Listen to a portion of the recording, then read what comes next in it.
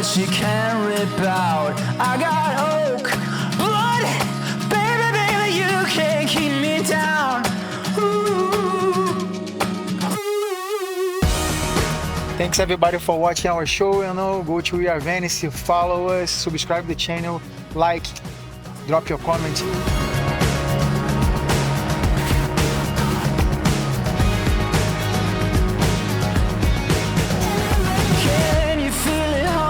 Something good is coming, feels like everybody's free.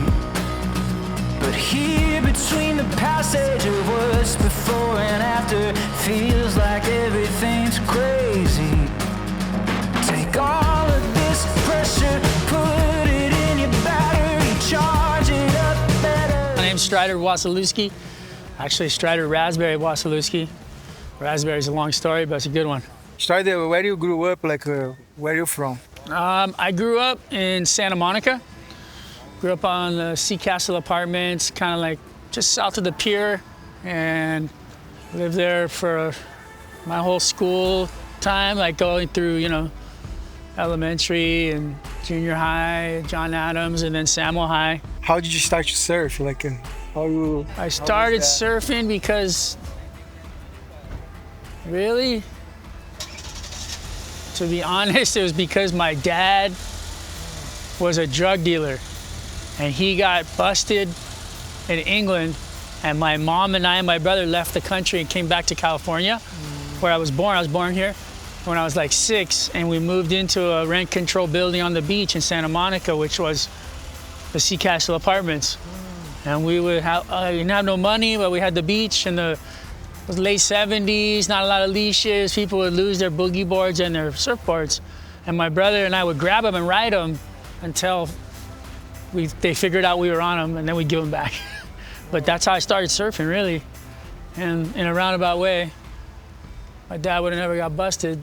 I'd probably still be living in England in a punk rock band or some shit. A lot of people think these people come from money, see, Strider didn't come from money, bro. You used to live over there on the project, see. Yeah, it was a project on the beach, but I was lucky enough. My mom, we were the only kids. Actually, there was a building, there was a rent control building, but they didn't allow kids. So my mom, she sued the building, and we were the first kids to live in there, the Sea Castle Apartments. The building's still there. It's just north of Shutters. What a beautiful story, wow. Is your mom still alive? No, my mom and dad both passed away. My mom passed away like 11 years ago. She got liver cancer. And then my dad, like 3 years ago, same thing. I think it was their lifestyle. They grew up doing drugs, dealing drugs, and gave me kind of a hard time. I had hepatitis C from them.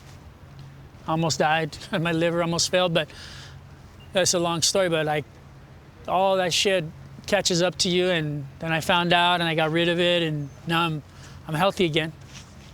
Yeah. Except for my broken wrist. Broken your wrist, shit happens. He broke his wrist he's snowboarding,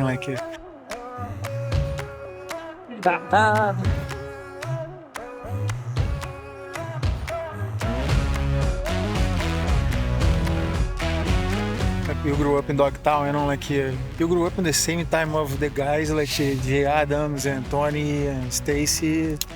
Yeah, those guys were older than me, but they were like my kind of mentors and kind of father figures, because my dad wasn't around. He went to jail in England. So when I came here, started surfing, my mom was still hanging out, partying, and she used to party with Jay's mom.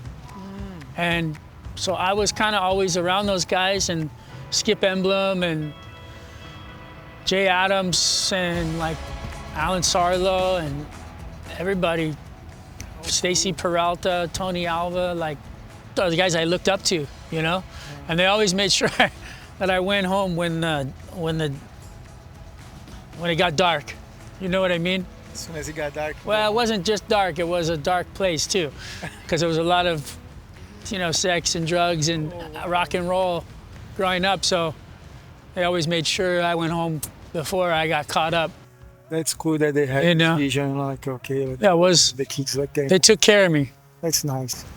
Yeah, they are such a cool guys, you know, like, and rest in peace, CJ, you know, we're always gonna love you. We miss you so much, you know, like, we're trying to keep your legacy alive. And any of the guys, like, that specifically, like, between Alan, between Jay and Stacey, that inspired you with your surfing, skating, like, especially? Yeah, you know, like, one of them?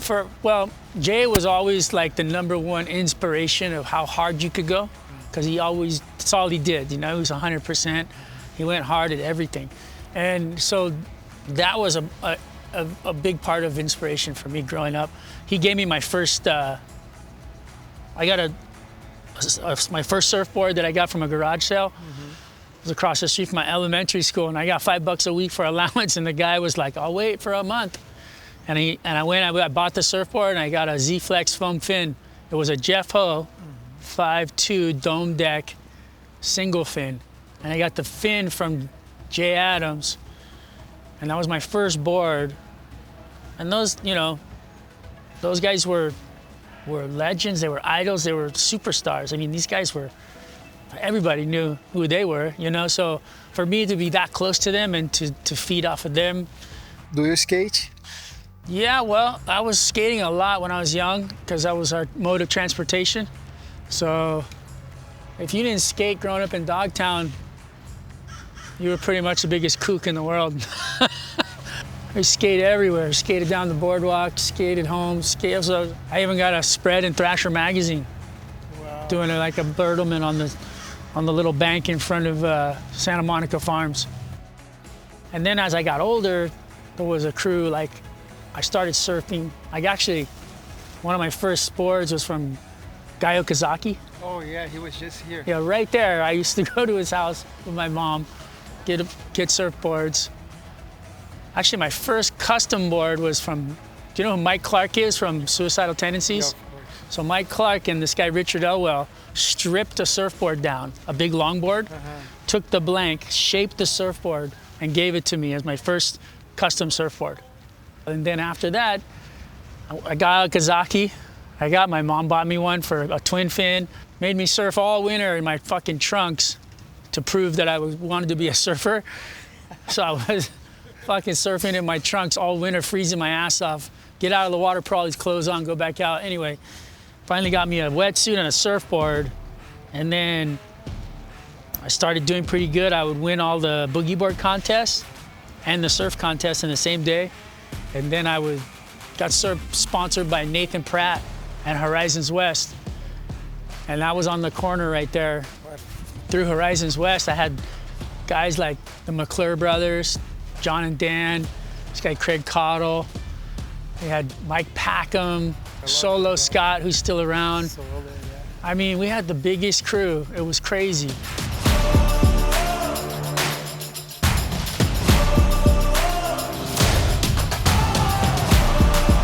And then my rival was Ricky Massie, because I was from Santa Monica and he was from Venice, and you weren't allowed to come to Venice to surf.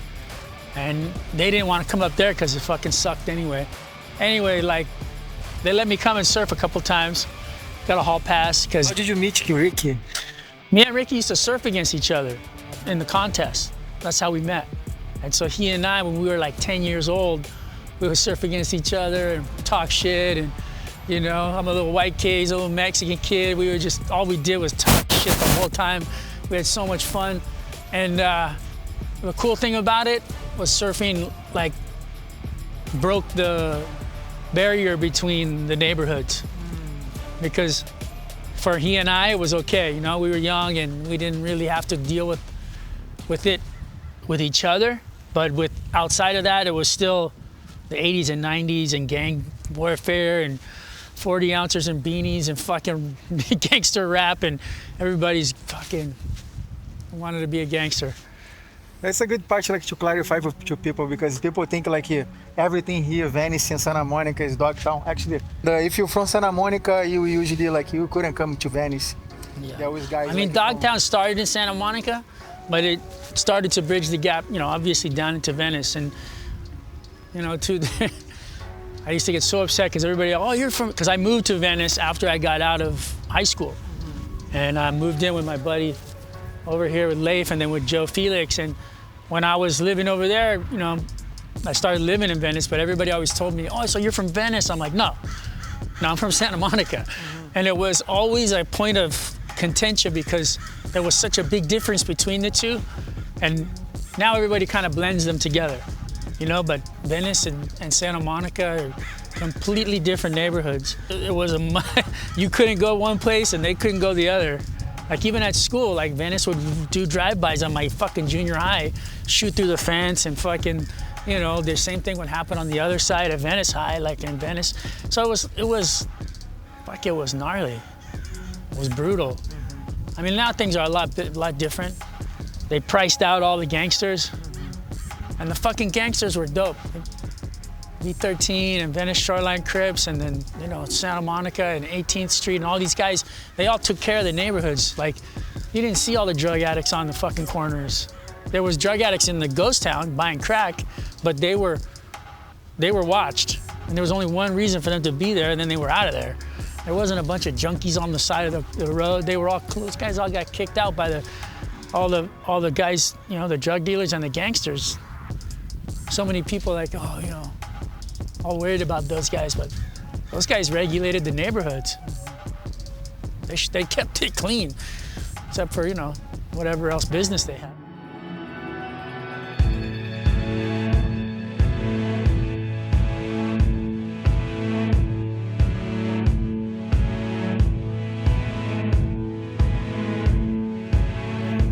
How did you start to work for WSL? The WSL, well, I worked for Quicksilver. I surfed for Quicksilver for a long time. Yeah. And then I hurt my shoulder. I had a shoulder surgery.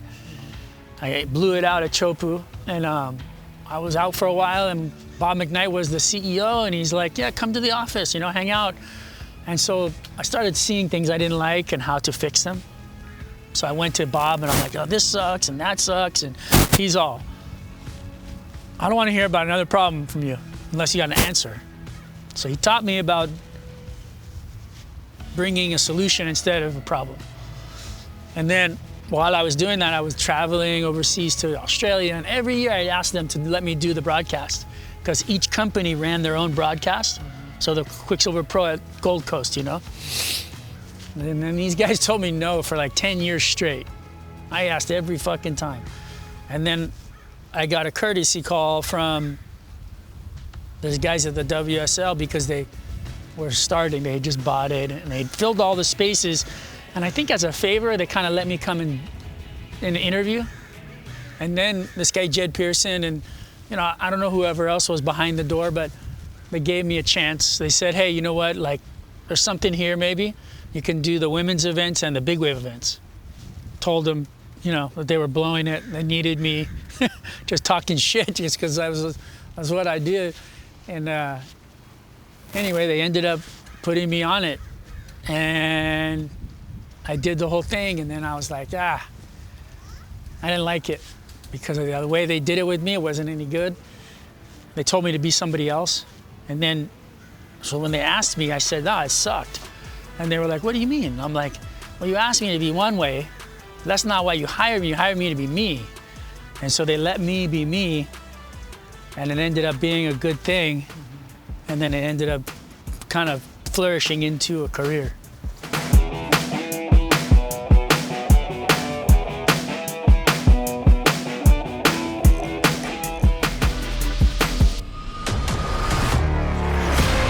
Strider Wasilewski, that was incredible. You gotta be kidding me! What a specimen! This guy is just an amazing conductor of the orchestra of the ocean. I just can't even believe what this guy's putting together right now. That was amazing. That thing funneled out so hard, and when he pulled up into the bowl, grabbing the rail, just speed lining, that was just incredible to thread the needle like that. That was, wow! WSL, if you guys don't know, WSL is the World Surf League, which like they have like the QS, the qualifying series, they have the CS, the challenge series, and they have the WCT, the World Championship Tour. So pretty much is the third division, the QS, second division, the Challenge Series, and then when you make it in the Challenge Series, you go to the WCT, which is the World Championship Tour. They got longboard too, And they have and the juniors. longboard. Don't forget the juniors. Oh yeah, that's true. Well, they just had the World Junior, and Luana Silva won, bro. Silva Come on, won, Brazil, yeah. bro. And that kid from Indonesia, like Bronson. Yeah, Baby. Bronson, dude. That What kid a is my legend, dog. you know? Shout out to Bronson, shout out to like Luana. Yeah. Just with Luana. Congratulations, you guys. Congratulations, guys. Yeah. So yeah, that is the juniors, and then from the juniors you go to the QS, like here, and that's a long. It's really a process. Hard. Like it's a long process, you know. But there's a road. There's a path.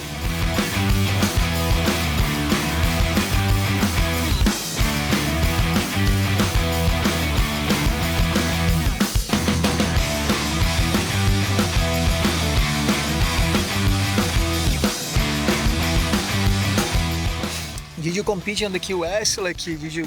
When I was younger, I used to do some contests like PSAAs, and I would I did pretty good. When I was really young, I won the national championships, the NSSA nationals, Oh yeah. and then did pretty good at the finals in like the West Coast, or won the West Coast champs, and then made the finals for U.S. champs. Like, did a bunch of good stuff as a kid, you know.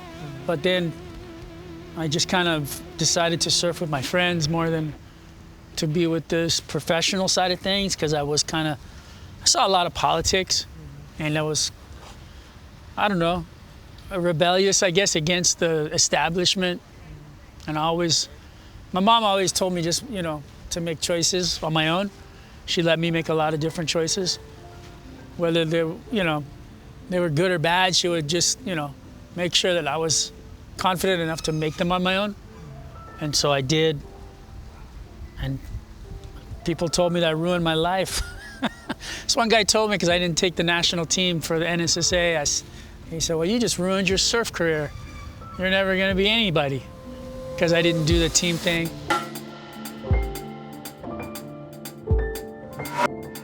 One thing I like to say, like that everything happened in the right place and the right time in the universe. Like, so see where he is now. This guy is a legend. I had a different path, Different path, like. I kind of carved out my own deal, going surfing and photo trips and movies and writing articles and just kind of creating something that wasn't there. Mm-hmm. Who sponsors you nowadays? To be honest, I'm pretty much sponsored by the whole surf industry. Because I really I don't have like a sponsor, and except for Shade Sunscreen. Shout out to Shade Sunscreen. But and Lost Surfboards are always gonna be lifetime for them. But shout out to Mayhem. For everything else, I'm kind of integrated with all these the whole industry because of my position and like what I do for the WSL. So we have so many different people that come in and out of it. So Florence Marine, for the contest they send you a box, and then there's like Hurley does some contests, and Rip Curl does, and it's Vissla and all these different companies, and you end up with a big pool of stuff, So nice. which is really cool, Does your family support you with your job, like traveling around? How is that? Yeah, I get that's hard. That's the hardest part is being away from my kids or my wife, but to be honest, they come with me as much as possible. That's so. They've seen the world, and we pepper in South Africa, and we got to go on safari and Egypt, and I spend all my, to be honest, I spend all the money I make from my job at the WSL, and I just put it back into my family and traveling and creating memories about life, because all of it, you can save nickel and dime yourself to death and try to save everything you make, but in the end, you don't take it with you. I just spend it on my family, create as many memories as we can, and go as far as we can. Have as much fun as possible. What?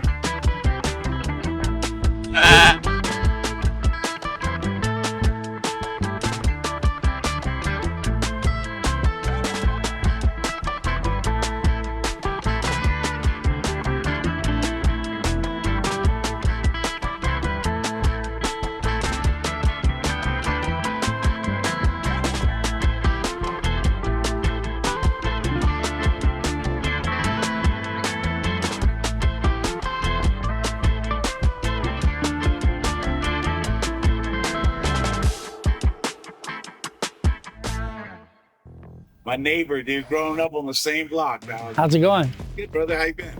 Better if I was. What happened? I just got wrecked on a snowboard. Oh, okay. At least it wasn't the shark this time. No sharks. But the sharks, yeah, I got a good shark story. I'm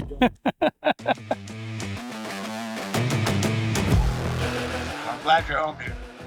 It's nice to be. Yeah. Talking about spirituality, do you have do you have a religion, philosophy of life, who inspires you? For example, myself, I love to read about the Indian culture, Deepak Chopra, Sadhguru, I love yoga, meditation. What about you? It's a pretty loaded question because religion can be, chalked up to so much destruction in the world. But for me, I take a little piece of everything. Mm-hmm. I don't really push anything away. I'm accepting of everything because you got to learn from everything. Be curious about what's happening in the world, about religions, about meditating and going through the process with yoga and your body. And yoga's. When was the last time you saw a yoga guy with fucking cancer? You don't, because your blood is moving through your body. So in theory, if you just keep stretching and take care of yourself in yoga, you're gonna live till you're 100, no problem. Because that's how disease starts, because you don't have good blood flow. So I think my whole theory has always been the surf church, and that's always about just being happy and healthy and surfing. And surfing is the one thing that saved me my whole life. Because surfing is, you're tapped into the most incredible source, the biggest body of negative ions in the world that's connected worldwide. I think there's something like 75% of the Earth's surface is water. You're 75% water. Your energy levels and waves connect. And when you go surfing and you have that feeling, or body surfing, or even just walking by the ocean, there's a reason why you feel good. And it's because the negative ions, scientifically, they pull from you. They take away all the noise and all the madness in your head, and you actually get centered and actually find a presence. And that presence is what creates your happiness. I mean, here we are, fucking 3 million people, whatever, sitting right here, and probably less than 100,000 of them understand the reality that their savior's right here in the ocean.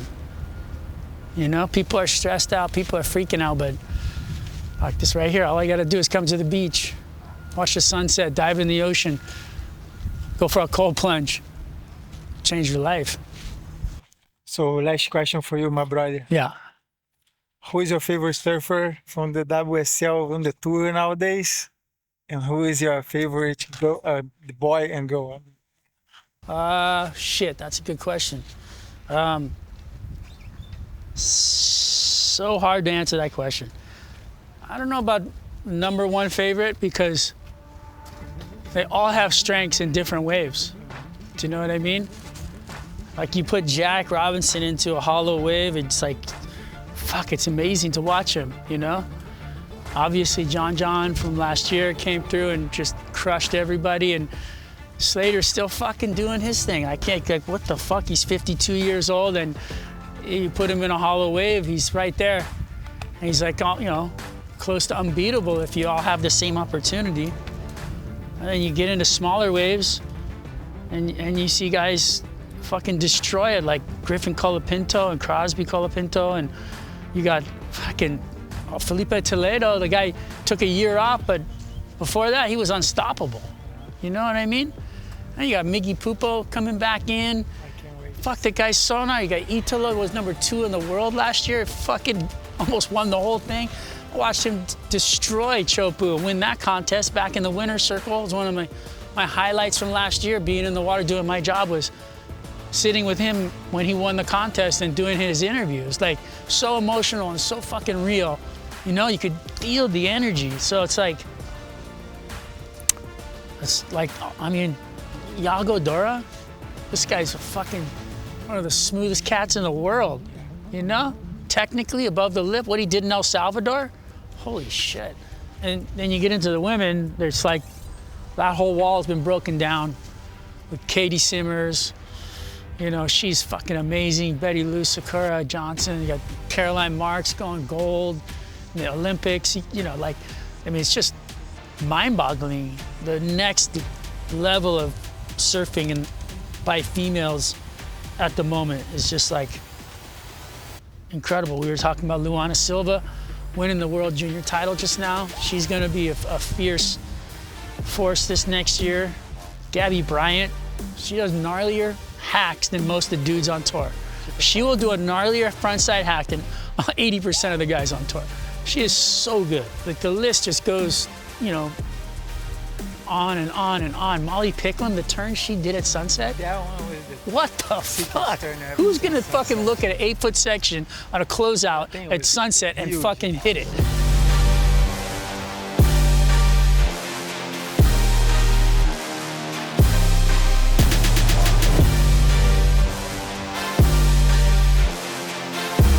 That shit was dope, you know? Like that was.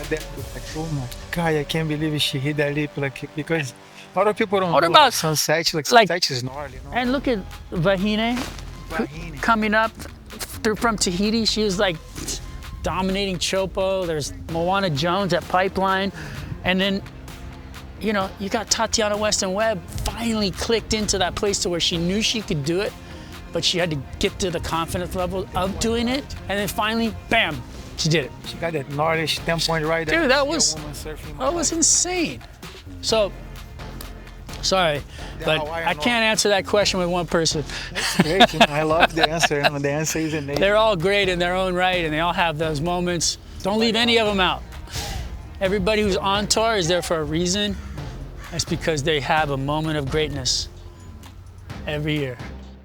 Yeah, shout out to all of you guys on the tour. You guys are my idols, you know, like every single of you guys, like you guys are my idols, you know, like, and I can't believe you guys are going to the level like you guys are now, you know, like it's just crazy, you know. To see the evolution of surfing, like the progression is insane, like, you know, I don't want to leave like nobody out too, like, but I want to just, you know, shout out to Yago Dora, I love you, brother, you know that, like, and I don't want to leave like one person that I really like too, Gabriel Medina, also like amazing surfer. I can't believe he got hurt. I was so ready for him. Insane, you know, and John, you know, like shout out to you. The brand, like Florence, like I am wearing here now, guys, because there's somebody who's worried like about the material they're using, worried about sustainability, you know, and I think all the brands they should be worried about that, like, you know, also like the other, you know, like with Kelly Slater, you know, like, so you guys should follow like all you know and Florence Morini, like to see like to work with sustainability, you know, like, and Strider, thank you so much for coming, brother. I appreciate you so much. Yeah, bro, thanks for having me. I learned so much with you today. Stoked. You know, like I'm so stoked like to have you over. I appreciate you so Yeah, man. much. Like, Thanks for having me. I was stoked to be here.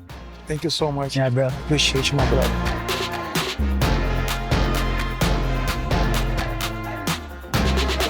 I'll see you like in Hawaii. I'll see you around. You know.